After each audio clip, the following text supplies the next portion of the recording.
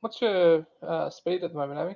I'll find out for you. So I'm doing 156 knots, ground speed 181 knots. Damn. Why? Trying to catch me. What's your, what the hell? That was good timing. This thing doesn't go that slow. There's G. Bloody hell. Wake turbulence. Let me try and refuel off here.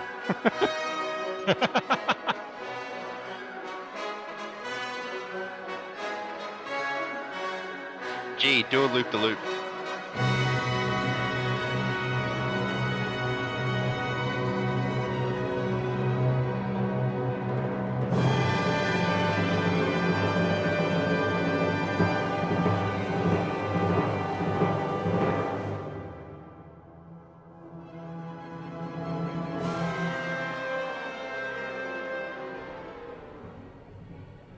Welcome everybody to episode 2 of Winging It. As always, joining me is Amuka. Hello, hello. And in today's flight, we will be flying from Gulwa, which is where we ended in the first episode, to Mount Gambier, along the Coorong. Yeah, so let's get started. Amy's already lined up on the runway. Yep. G's just lining up behind me. So In if the you wanna- TBM today. Yeah, so we're swapped over to the TBM today. It's a bit of a longer flight distance-wise, so we thought we'd go with something a little bit faster. Not much to see on the way. We probably would have seen everything after the first 5 minutes, but yeah, we'll find some interesting stuff to talk about along the way. And who knows, we might come across something totally by accident, which is the whole point. So. Take it off.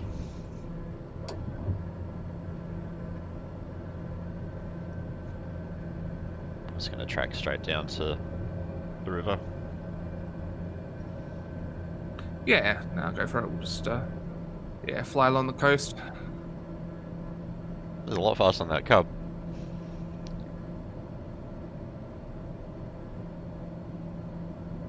I did realise that runway had such a big dip in it. You almost get launched off the end of it before you get into the dip. It's a bit of a low cloud base today.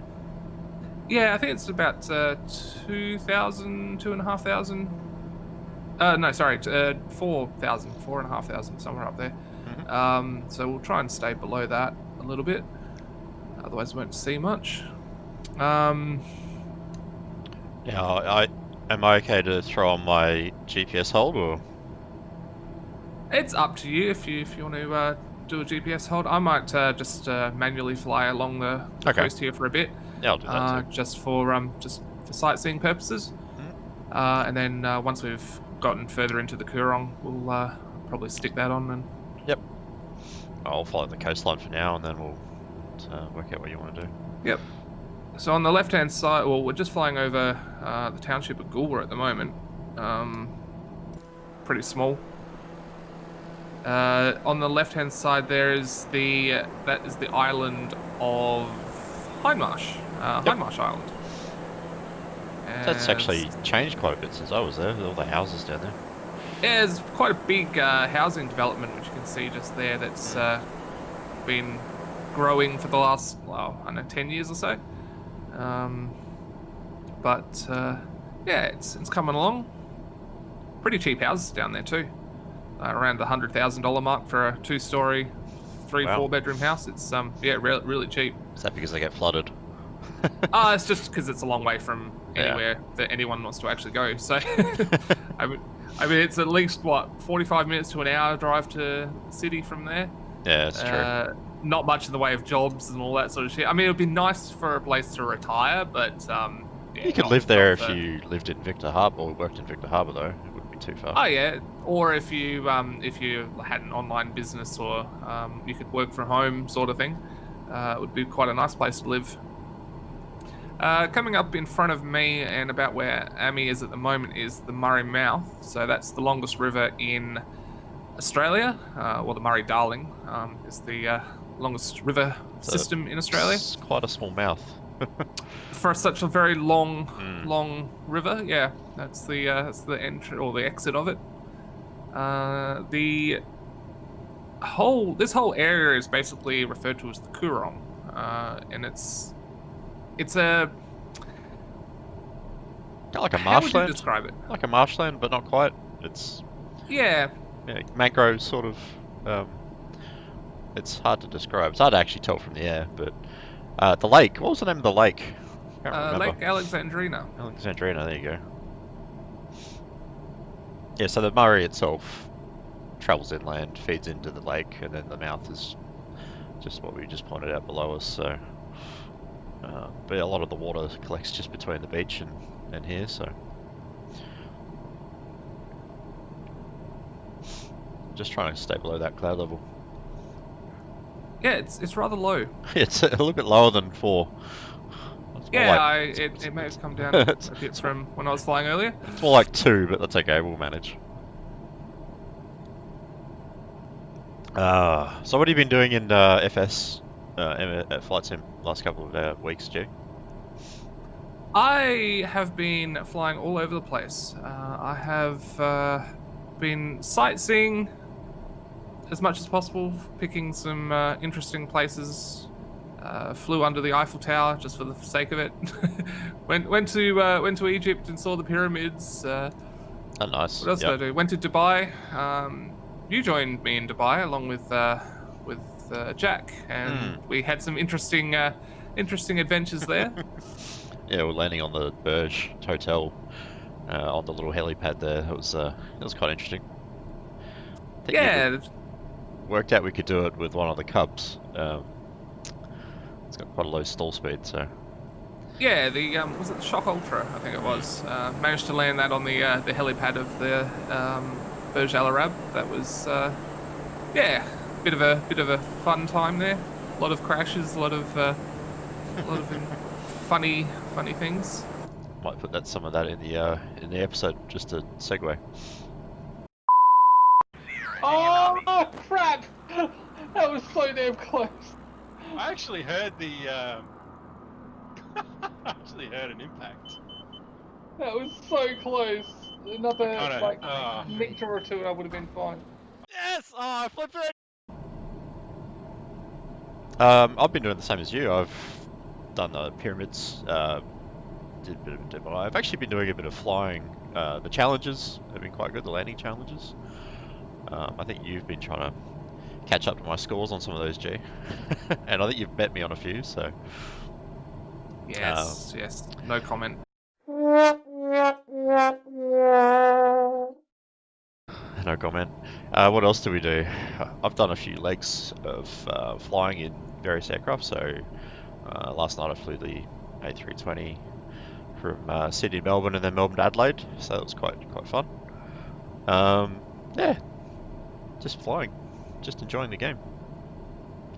Yeah. Have you come across any features that you weren't aware of, or any problems that you hadn't noticed?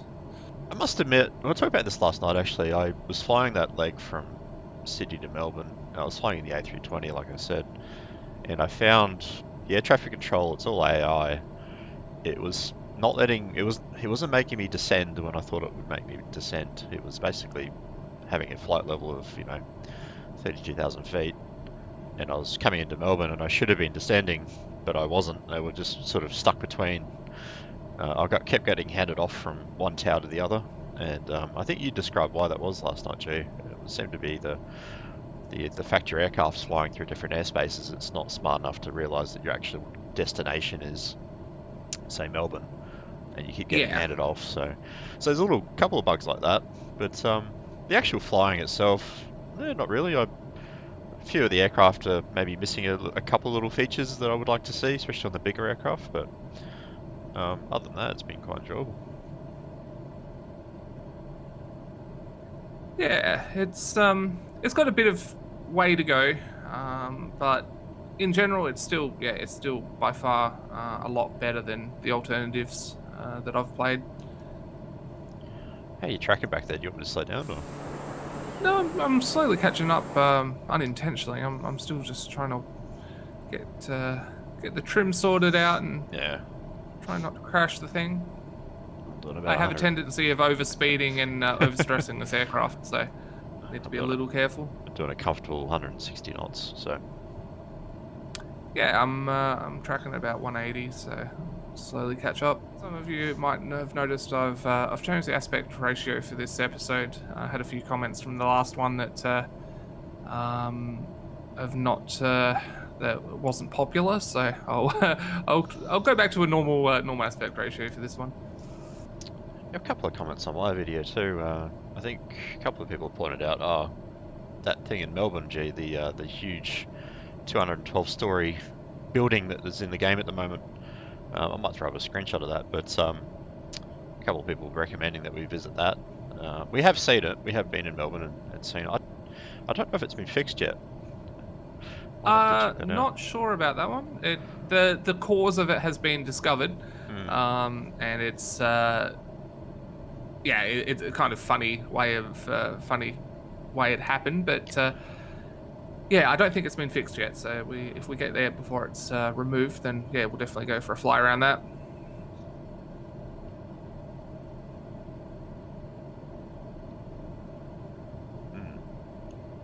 Enjoying my cup of tea up here. Quite nice.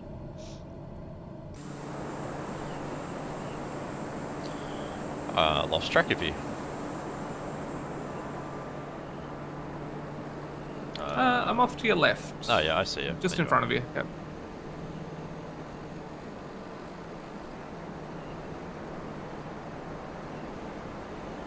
Yeah, so other things that I've been up to in Flight Sim at the moment, I've gotten into Flight Sim Economy. So for people who don't know what it is, it's a website that you sign up for, and it is like a side game to Flight Sim, and it basically lets you run a airline of sorts, like a cargo passenger airline, and you make money from doing flights. So it gives you passengers to take from point A to point B and cargo to pick up and take from point A to point B. And when you start off, you have to rent yourself aircraft because you can't afford your own. And you make money, and you have to manage your funds and all that sort of stuff. But ultimately, it gives you places to fly that you never normally would. So it just gives you a reason to go to certain places. And no, it's really good. It adds a bit of game to the simulator, and just it gives you some more options. What was that short flight you did last night? It was a $1,000 trip. Yeah, Literally a 6-minute flight. I took several passengers from, where was it? It was from Carson City in the US to Lake Tahoe. It was literally like a 5-minute flight from one airport to the next, but those passengers for some reason wanted to fly. So it took me including taxi time and takeoff and landing, took me about 10 minutes, and got paid about $600 after all the expenses, after the renting of the aircraft and fuel and landing costs and all that sort of stuff. So that was just a test flight, really, bit of a demo, and it was good fun. It was a nighttime flight as well, so. That's actually a good point. I've been doing a fair bit of nighttime flying as well. That trip I did last night, for example, Melbourne to Adelaide and Sydney to Melbourne, that was at night. And I tell you what, the game looks pretty good even at night. We got the lights quite nicely, and as at one point I was travelling over between Melbourne and Adelaide, I could see the red lights, the obstruction lights for the wind turbines below me, and quite nice. You get the glow on the horizon from the cities, the light pollution. Yep. It's a very very pretty game. Actually done a bit of night flying with Jack too. We did a couple of trips up in the Northern Territory. It was Catherine to Jabiru was at night. In very strong winds, mind you, that was quite challenging.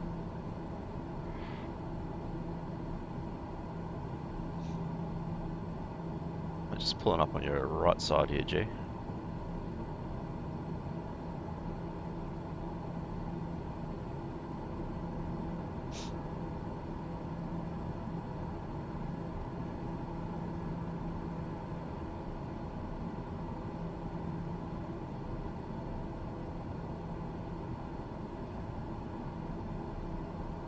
Ooh, I'm gonna probably overspeed you.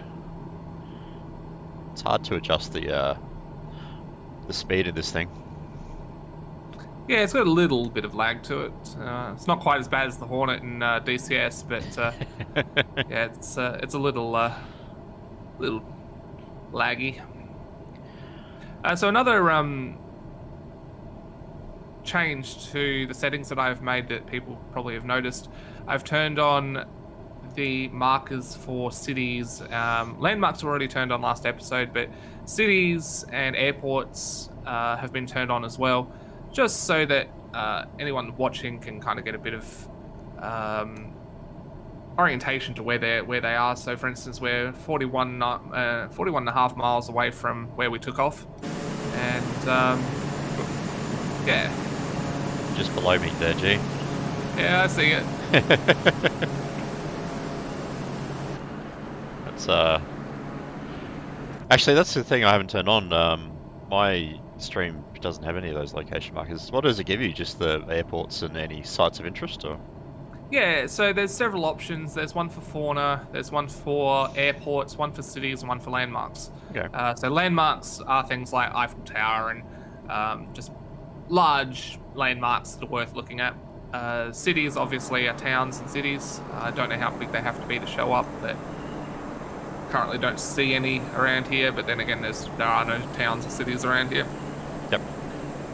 The other one is fauna, which is just animals. If there's any animals to see, they'll show up as an icon. And airports. So I'm assuming all and any airport you can land at will show up. So that will just show you where they are. It will give you a runway, and I think it's like a runway and an airport name. So you can just kind of see which way the runways are. Good for navigation. Good for new pilots who can't really either figure out how to use the GPS in the aircraft or that sort of stuff, or just for pointing out where there's runways. So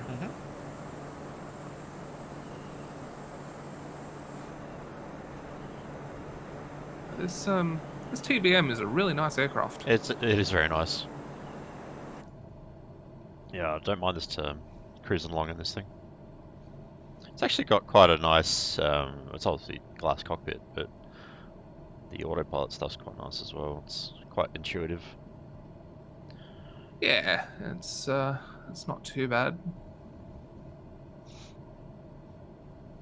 It's, yeah, as you said, it's the whole cockpit is rather intuitive. The MFDs are a little hard to understand. Like, they're very similar to MFDs in most other aircraft that have a glass cockpit, but there's a few minor changes to them that are a little hard to pick up. But all the buttons and everything are very intuitive as to where they are, and there's not a massive amount of them. They're all the very bare minimums, which is good.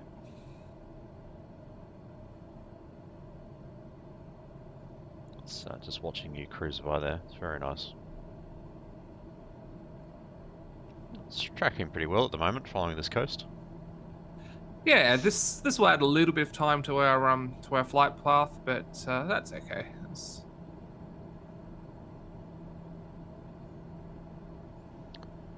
I've been playing around with VATSIM too. I think you had a quick look at it as well. Might be worth explaining what VATSIM is quickly, but that's something that's not quite working yet in the sim. Basically, VATSIM's a online virtual air traffic control, so you can basically fly with other pilots and listen to volunteer traffic controllers, basically, who will man different towers, different approaches for different airports, and you'll hear other pilots on the same frequencies as you. And basically, it just adds another level of immersion. But at the moment, it's not quite working. They've definitely want to implement it in the game, but it's causing a bit of a frame rate drop.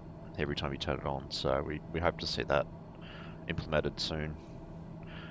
Just for an extra bit of traffic, something to listen to while you're flying. It's a little bit more immersive. So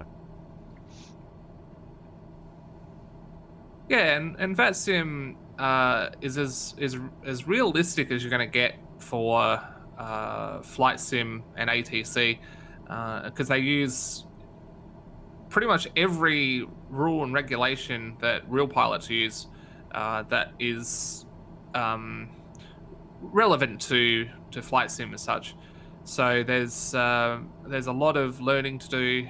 They've actually got, when you sign up for VATSIM itself, you have to go through levels of competency, and to do that you have to sign up to a training organization. Most of them are free, and you sign up for these training organizations and you go through all sorts of training levels and things, which are almost as comprehensive as a real pilot's license. And yeah, it's fun to do, but it's very what's the word? Very tedious. Well, not tedious, but just comprehensive for a flight sim. But when you jump onto the network and everyone's knows what they're doing, and it's just another massive immersion, or it adds a lot of immersion to the flight sim.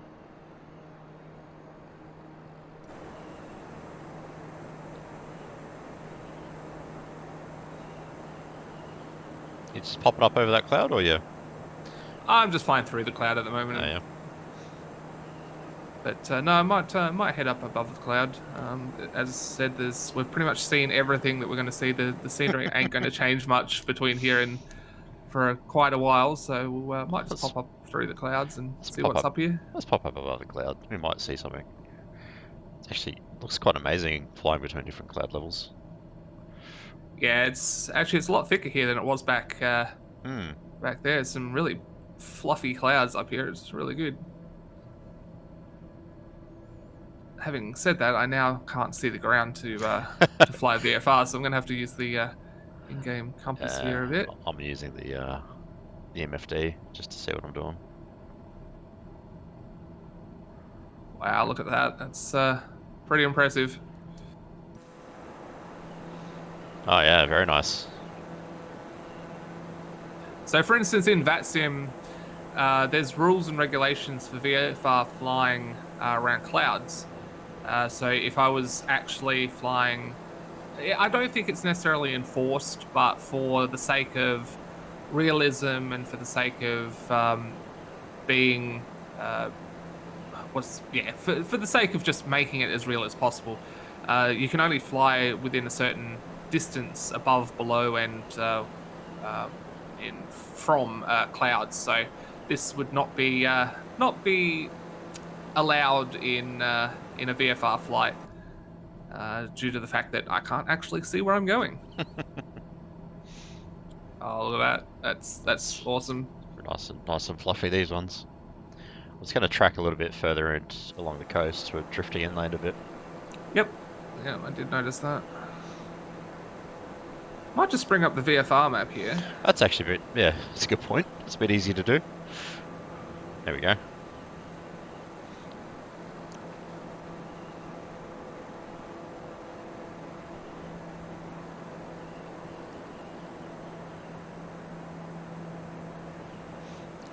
Well, I would bring up the VFR map, except I can't. The button doesn't seem to be working. Oh, right. Yeah, mine's working. We've almost finished the stretch, the Coorong stretch, so probably another, I don't know, 5 minutes. And then we're back inland, so. Yep. Yeah, no, that's another bit of a bug that I've found from time to time. Some items of the UI don't seem to work. I've had on at least 2 occasions now where I've gone to change the mapping of my controls, and the interface for selecting the control just doesn't show up, and that's happened twice now. And this is the first time that the VFR map hasn't worked. as you saw just before, I was clicking on the button in the menu, and also the pressing the hotkey, and nope, will not showing up at all. So Computer says no. no, computer says no.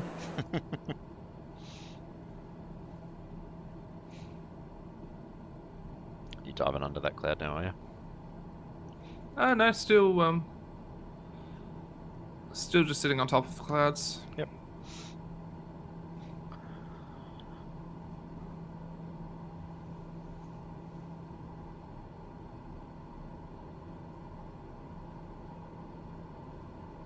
So what we might do is end the episode here, and then yeah, we'll continue this flight in the next one. So thank you everyone for joining us, and as always, you can find links to Ami's perspective on his channel, and yeah, you can be notified of new uploads via Twitter, and yeah, these will be uploaded to YouTube Post haste.